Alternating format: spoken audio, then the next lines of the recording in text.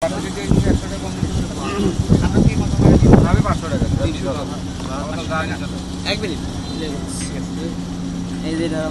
আপনার নর্মালি 350 টাকা কেন নেন? নর্মালি কেন 350 টাকা নেন? এটা আমরা মানে কাউন্টার গাড়ি তো এটা আমরা কিছু বলতে পারবো না, কাউন্টারের সাথে একটু কথা বলি। ঠিক আছে, আপনি কথা বলেন যে এখন নর্মালি যে ভাড়া আমরা এখানে কনসিডার করবো, নর্মাল যে ভাড়া সেই ভাড়া থেকে অতিরিক্ত কোনো টাকা নেওয়া হয়েছে কিনা, বুঝতে পারছেন? তো সেই ভাড়া থেকে তাহলে আপনি আপনি 50 টাকা করে নেওয়া হয়েছে। না না 25 টাকা না, আচ্ছা 28 টাকা করে দেন, সমস্যা নেই, 28 টাকা করে ফেরত দেন সবাই। আর সাথে ওনার কাছ থেকে আমার সাথে ওটা লেনদেন হয়েছে কাউন্টারে। হ্যাঁ কাউন্টার। আমি তো আপনার সাথে লেনদেন হয় না, তা আপনি নেন আপনি কইছেন আমি বলছি আমরা একটা সিঙ্গেল ক্লিয়ার করতেছি ভাই।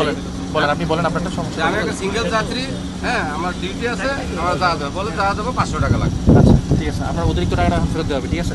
আমাদের এখানে লোক থাকবে, আপনাদের সমস্ত লোকের অতিরিক্ত যেই টাকা ফেরত দেওয়া হবে, তারপর এখান থেকে গাড়ি যাবে, বুঝতে পারছেন?